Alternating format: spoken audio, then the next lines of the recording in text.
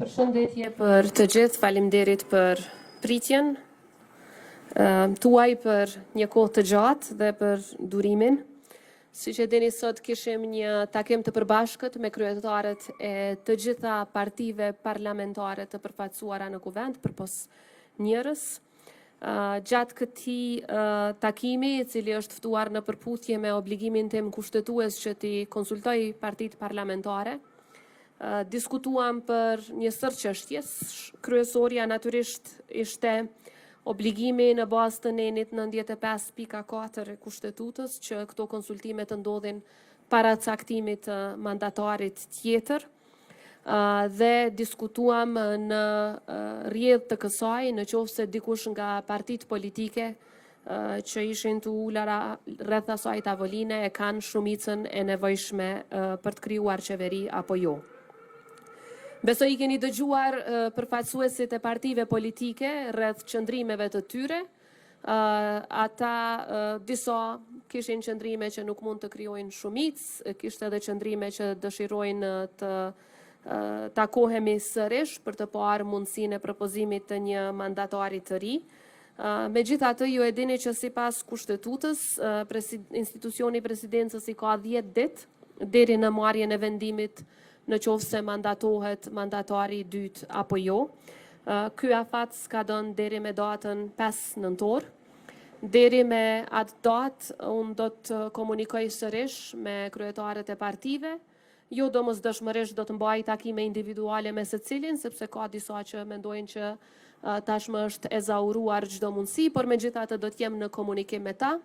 Dhe kushdo që ka gatishmëri që të takohemi sërish për të parë përfundimisht se a ka mundësi për caktimin e mandatarit tjetër apo jo, unë do t'i pres në takim. Siç e dini, aktgjykimet e gjykatës kushtetuese kanë lënë në diskrecion të presidentës çështjen e mandatarit të dytë, dhe ky diskrecion do të shfrytëzohet pra përgjatë ditëve në vijim para vendimit final, që më së largu do të jetë me datën 5 nëntor, por gjithsesi para se të skadoj afati kushtetues lidhur me caktimin e mandatarit tjetër. Tani në rast, a do të ketë propozim për mandatar tjetër apo jo, është çështje e partive politike të përfaqësuara në kuvend, sepse siç ju thash kishte qëndrime jo unike, pra nuk kishte unanimitet të plotë rreth asaj se a mund të ketë mandatar tjetër apo jo. Çështja e dytë që e kam ngritur është në qoftë se mund të gjejmë një rrugë përpara me dakordim të partive politike për procedim të buxhetit dhe planit të rritjes, një instrument i Bashkimit Evropian nëpërmjet cilës Kosovës i jipen mbi 800 milion euro, dhe sa më shumë që kemi vonesa, aq më shumë ne mund të humbasim qasjen në këto fonde. Dhe ai dokument kërkon ratifikim prej 2/3 në kuvend. Nuk ishte gatishmëri nga një numër i madh për procedim të buxhetit i cili sot ishte miratuar nga qeveria.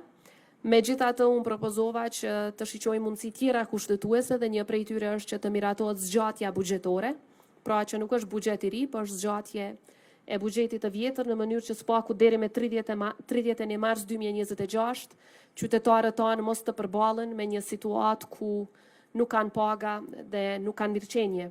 Dhe kjo do të ishte një situatë pa precedent, një situatë jashtëzakonisht e rëndë, sepse një numër i madh i qytetarëve tanë varen dhe mirëqenia e tyre, mbijetesa e tyre varet pikërisht nga paga që e marrin në fund të muajit. Dhe në qoftë se pastaj pas këtyre zgjedhjeve potenciale nuk ka institucione shumë shpejt, atëherë mund të mbesim pa buxhet në tërësi. Rrjedhimisht propozimi im ishte që të gjejmë rrugë përpara, kishte aty shqetësime rreth procedurave, prandaj edhe propozimi im ishte që sipas nenit 79 të Kushtetutës, që në qoftë se ata nuk dakordohen që këto të inicohen si nisma legjislative nga qeveria, atëherë atë detyrim ta marr unë dhe si presidente t'i procedoj edhe zgjatjet buxhetore edhe planin e rritjes si ligje në kuvend, meqense nuk i kam kompetencat e kufizuara, dhe një gjë e tillë njihet si e drejtë e presidentës sipas nenit 79 të Kushtetutës.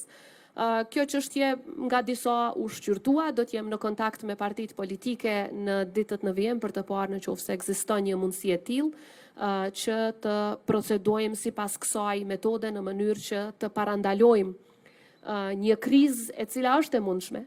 Dhe është e mundshme për shkak se ne kemi parë nga zgjedhjet e shkurtit, ka zgjatur shumë certifikimi, pastaj ka zgjatur shumë konstituimi, gjykata kushtetuese akoma nuk e ka sqaruar çka nëse një kuvend nuk konstituohet brenda 30 ditësh. Pra mund të kemi situata kur kemi zgjatje, stërgjatje dhe mund të mbetet vendi pa buxhet dhe qytetarët tanë pa mënyrën e vetme të mbijetesës që i kanë pagat e tyre. Kam diskutuar edhe për propozimin e buxhetit të RTK-s, nuk kam dëgjuar ndonjë qëndrim nga partitë politike, mirë po kam shprehur gatishmërinë e plotë si presidente që për të tejkaluar problemet procedurale që dikush aty i përmendke, që si presidente ti procedoj ato si nisma legislative, sepse s'ka asnjë kufizim as kushtetues as ligjor rreth kësaj.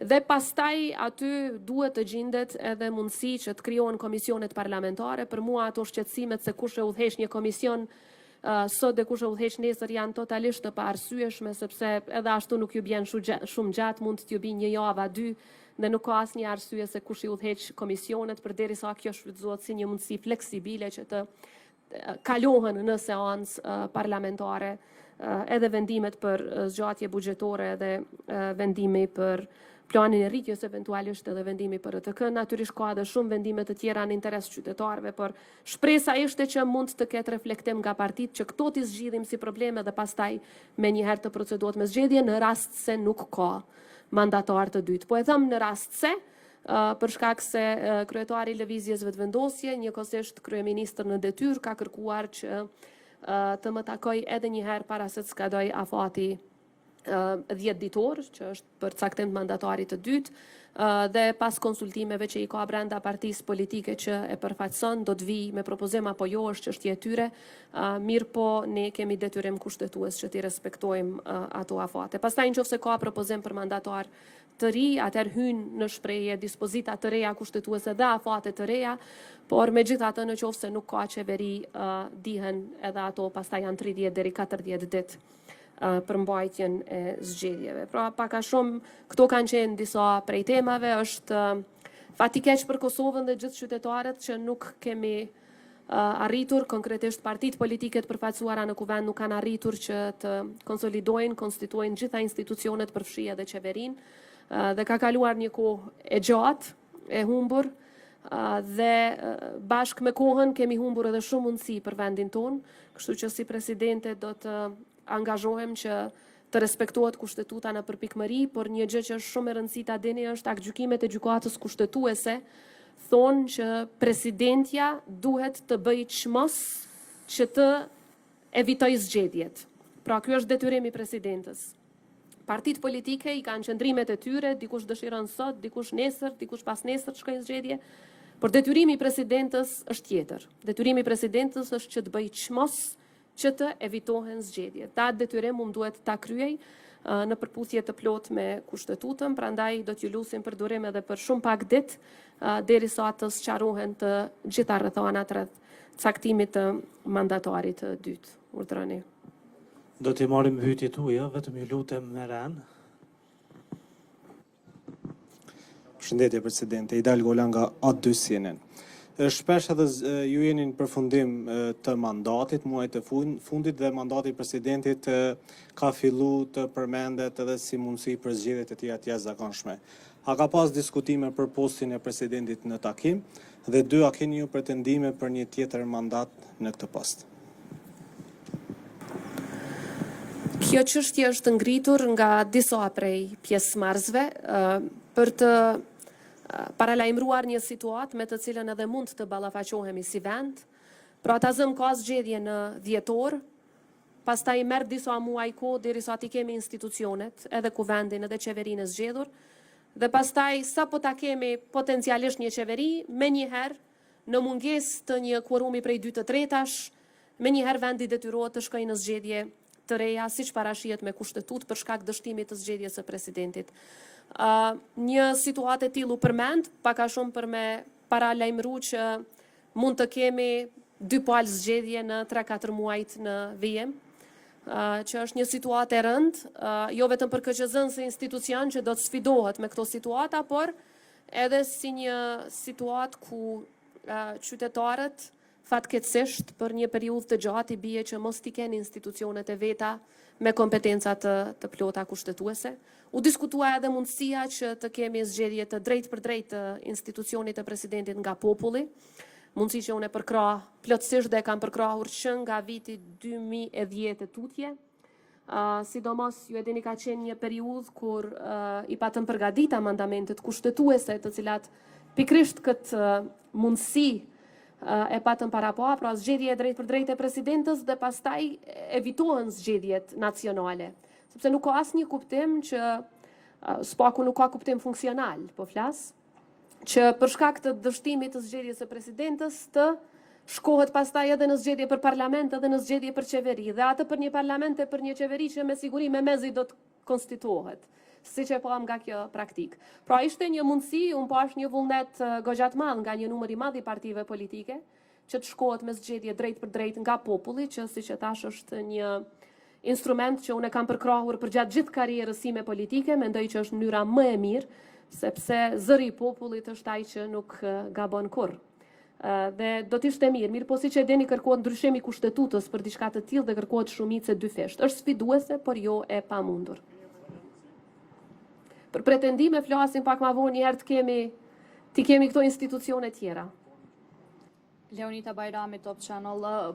Presidenta a ka dorëzu kryetari i Lëvizjes Vetëvendosje Albin Kurti ndonjë dëshmi ose a duhet të dorëzoj ndonjë dëshmi sa i përket edhe mandatimit edhe për një herë tjetër për formimin e qeverisë, çfarë dëshmie në këtë rast, sepse janë përmendur në shkrime disa prej të cilave i ka mbledh tashmë Lëvizja Vetëvendosje, edhe sa i përket mandatimit të ti ose dikuj tjetër prej Lëvizjes Vetëvendosje, a ka bërë të qartë këtë Kurti nëse do e sjell një mandatare tjetër, para shumë sqarime mbi çështjen e mandatimit edhe një herë Lëvizjes Vetëvendosje, ku e njëjta është parë qartë të dielën që nuk i ka numrat e mjaftueshëm, edhe në përgjithësi konsiderohet si një zvarritje akoma më shumë edhe e mbajtjes së zgjedhjeve të jashtëzakonshme.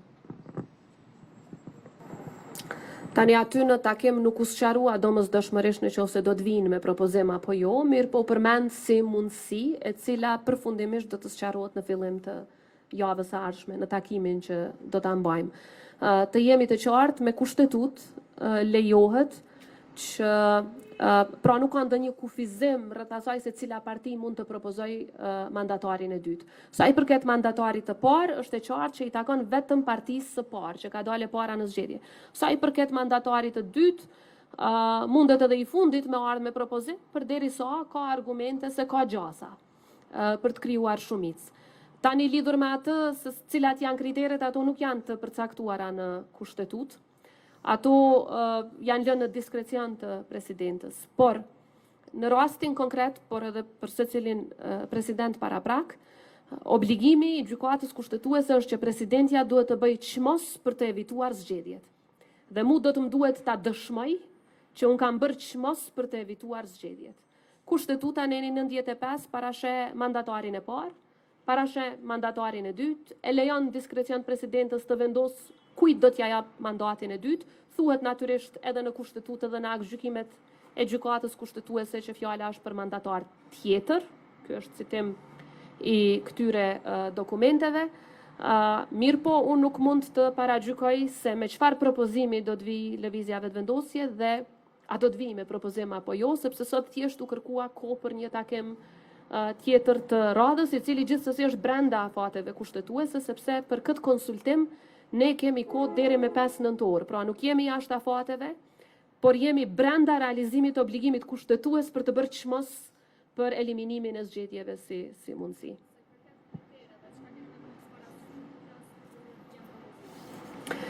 Si që përmenda, nuk është asnjë kriter nuk është i përcaktuar në kushtetutën e Kosovës. Natyrisht as nuk është që kërkohen në nënshkrime, nuk kërkohen domosdoshmërisht. Ajo do ta lehtësonte shumë punën, mirë po nuk është kërkesë kushtetuese. Megjithatë, ne jemi në konsultime e sipër me ekipin tim rreth asaj se cilat do t'jenë, sepse ne do t'i kemi një sër kriteresh. Ta zëm nuk mund të mandatohet dikush që është involvuar në krim dhe korrupsion. Tazëm nuk mund të mandatohet dikush që i shkel interesat e Kosovës. Pra, janë një sër kriterësh që do t'i marrim parasysh, që ndoshta nuk janë marrë gjithmonë në të kaluarën, por unë do t'i marr patjetër parasysh si kritere mbizotruese, por po e them prap, mos të paragjykojmë se a do të kemi propozim ajo, sepse do ta dim thjesht në fillim, në pjesën e parë të javës do ta dim se a do të kemi propozim apo jo, por duhet të ezaurohen të gjitha mundësit për parandalimin e zgjedhjeve. Atë detyrim e kam, dhe kushtetuta, siç e përmenda, nuk kërkon nënshkrime, por megjithatë kërkon që të shihen gjasat. Të shihen gjasat, të shihen mundësit dhe ato do t'i shohim, në qoftë se ka propozim. Atëherë përshëndetje, Venhari Sufi nga televizioni TVN. Zonja Osmani, e dim që kemi një njohje të re nga Siria, më të na jepni ndonjë koment rreth kësaj ndonjë specifik dhe do të thotë involvimi juaj tek njohja e re e cila tashmë ka ardhur, angazhimi juaj në fakt, por edhe kur thoni që e keni do të thotë edhe momentin që të reflektoni që të kërkoni më shumë partive opozitare që të evitohet në fakt mundësia e shkuarjes në zgjedhje të jashtëzakonshme, çfarë i kërkuat në fakt partive, qoftë edhe lëvizjes vendosje, por edhe partive opozitare. Faleminderit.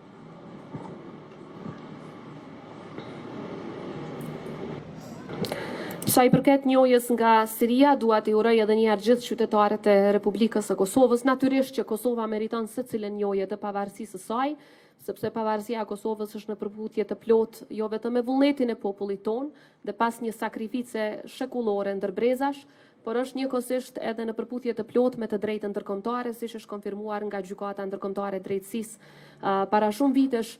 Pra nuk ka asnjë arsye të vetme që shtetet më të hezitojnë. Ne me Sirin kemi punuar që një kohë të gjatë, që nga ardhja në pushtet e autoriteteve të reja në Sirin e lirë.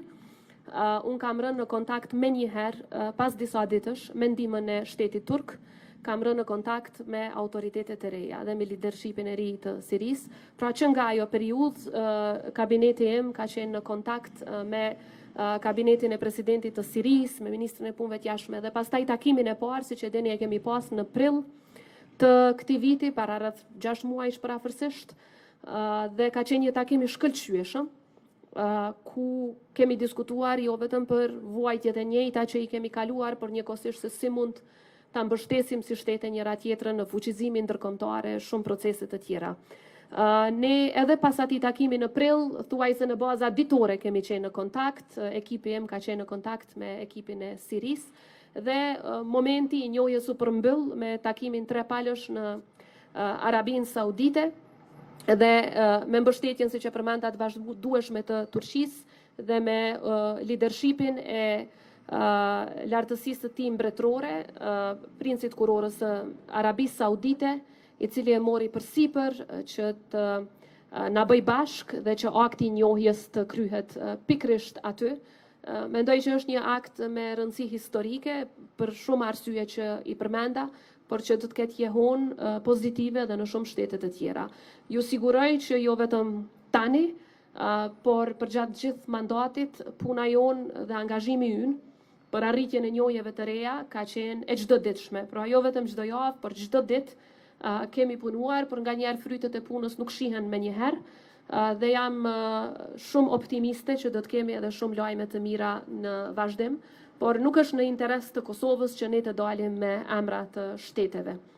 Ne kemi takuar edhe lider të disa shteteve tjera jonjose në Arabi Saudite tash që ishim, dhe në çdo shtet tjetër ku ka organizime multilaterale, unë takoj edhe shumë shtete tjera jonjose, por nuk i bëjmë ato publike, se qëllimi është i mirë, nuk është qëllimi që mos jemi transparent, por qëllimi është që derisa të kemi mundësi që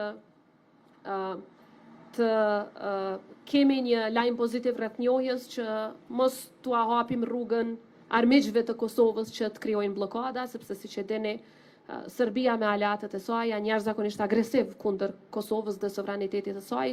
Pra ne po punojmë kur pa ndalë dhe me mbështetjen e fuqishme të aleatëve tonë, dhe edhe tash e tutje do të vazhdojmë të bëjmë njësoj, me shpresën që shumë shpejt do të kemi edhe lajme të tjera të mira. Shtetet nuk kanë asnjë arsye mos ta njohin Kosovën.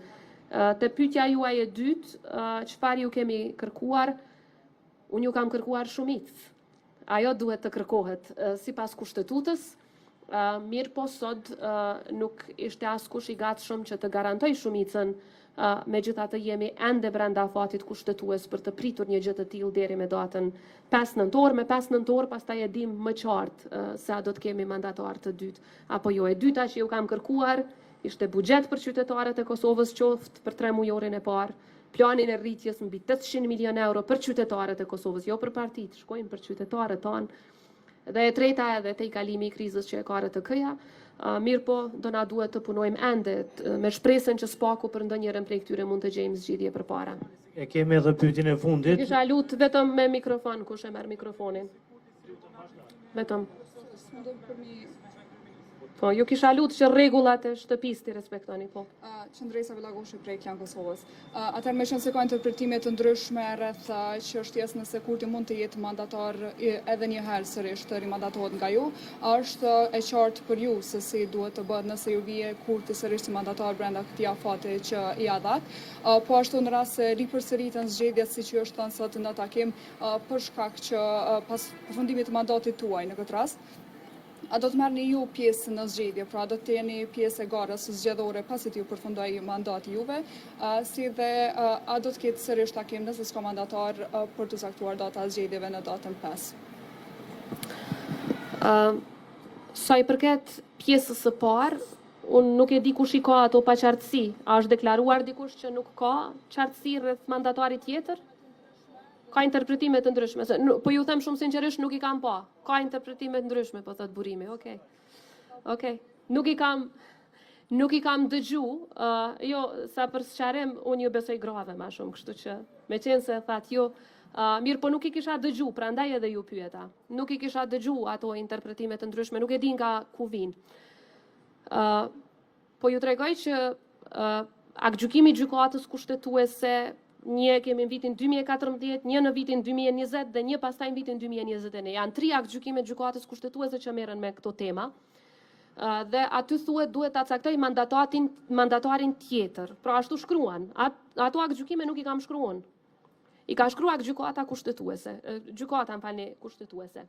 Ato aktgjykime me vetë faktin që e përmenin mandatar tjetër, interpretimi ynë është që nënkupton mandatar tjetër. A më duket e logjikshme një gjë e tillë? Nuk më duket as pak e logjikshme për një arsye shumë të thjeshtë. Një mandatar ndoshta sot nuk i ka votat, por mund t'i krijoj pas 2 muajsh, pas 2 javësh. Ne kemi parë në rrethonat politike në Kosovë, ka pasur raste ta zëm në vitin 2014. Në fund 2014-s partia që i ka fituar zgjedhjet i ka pasur vetëm rreth 30 vota në fillim. Pas disa muaj ishi bëri gati 80. Pra jo 61, gati 80 vota, sepse rrethonat ndryshuan dhe ndryshuan 180 shkallë, duke befasuar shumicën dërmuese të qytetarëve të Kosovës. Pra koalicionet politike janë çështje që nuk mund t'i parashikosh. Dhe një mandatar që dje si ka pasur votat edhe mund t'i krijoj brenda një periudhe, sepse ndryshojnë rrethonat politike, ndryshojnë interesat e partive, ndryshojnë qëndrimet e tyre siç i kemi parë në të kaluarën disa herë. Mirë po gjykata kushtetuese e ka thënë një gjë qartë dhe aty jo në një vend, por në disa vende përmendet mandatar tjetër. Po e them, a më duket mua e logjikshme dhe e drejtë? As pak. Mirë po, a është ky realiteti? Po. Dhe ne si institucionet detyrohemi ta respektojmë atë realitet, siç e kemi zbatuar çdo aktgjykim tjetër të gjykatës kushtetuese deri sot, pavarësisht se sa na ka pëlqyer apo na është dukur i drejtë. Pra e pa drejtë po, jo logjike po, por është kushtetut. Aktgjykimet e gjykatës kushtetuese, siç e dini, e kanë fuqinë e kushtetutës. Nuk kam dëgjuar unë ndonjë interpretim tjetër pos këtij, kështu që me padurim do t'i gjej dhe do t'i shoh se me çfarë arsyetimi e kanë dhënë. Sa i përket zgjedhjeve, në qoftë se ta shohim si do të procedojmë pas 5 nëntorit, është vështirë të dihet a do të kemi mandatar tjetër, a do t'i marrë votat mandatari tjetër, mos të paragjykoj situatën. Unë një gjë e kam thënë të qartë që do t'i shërbej qytetarëve të Kosovës pavarësisht nga cili pozicion mund t'ju shërbej, do t'jem në Kosovë, do të vazhdoj të punoj për Kosovën dhe besoj që akoma mund të jap kontribut, por atë vlerësim fundit e japin qytetarët, ata nuk gabojnë. Të nderuar, me kaq që përmbyllim këtë konferencë për media. Faleminderit për pjesëmarrjen tuaj. Po nuk të dëgjova që kam pyetje.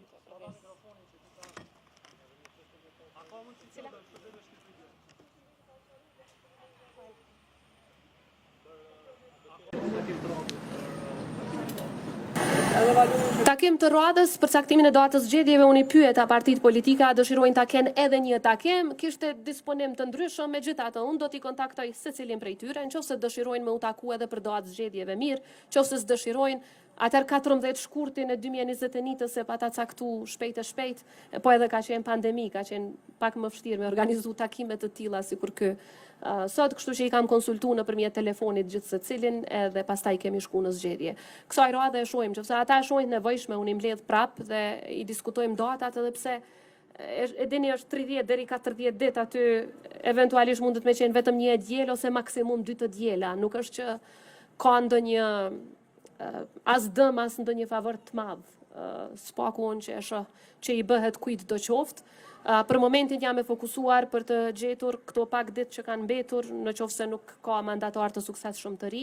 Këto pak ditë që kanë mbetur ta shohim se a ka mundësi që s'paku të kemi zgjatjen buxhetore dhe planin e rritjes të miratuar. Këtë e kam fokus. Hajde edhe ti.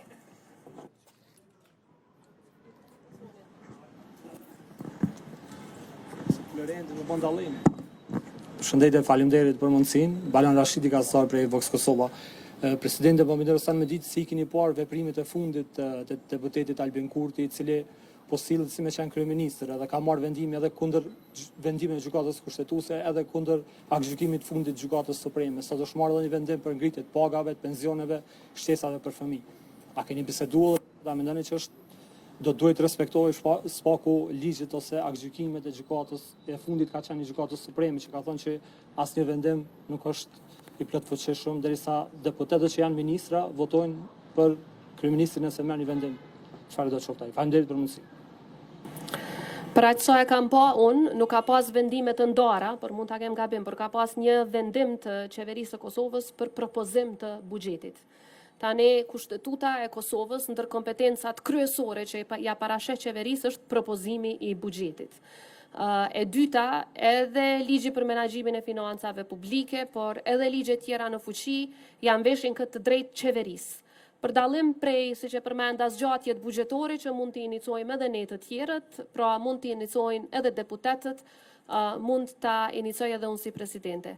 Për t'i tejkaluar krejt këto interpretime që i that ju sot dhe shumë të tjera që i dëgjojme janë të kundërta me ato që ju i that, unë sot kam propozuar që në vend se të merret propozimi i buxhetit që bëhet nga kryeministri në detyrë, atëherë ta kemi një propozim për zgjatje buxhetore deri me 31 mars, të cilin e procedoj unë si presidente. Dhe gjykata supreme s'ka ndonjë vendim që mi kufizon mu kompetencat lidhur me një propozim të tillë. Dhe rrjedhimisht, edhe sa i përket planit të rritjes, i cili është janë 2 akte të cilat duhet të ratifikohen, 2 marrëveshje ndërkombëtare të cilat duhet të ratifikohen dhe kërkojnë 2 të tretat, edhe për ato, në vend se që të procedohet nga qeveria në detyrë, kam propozuar që t'i procedoj unë si presidente.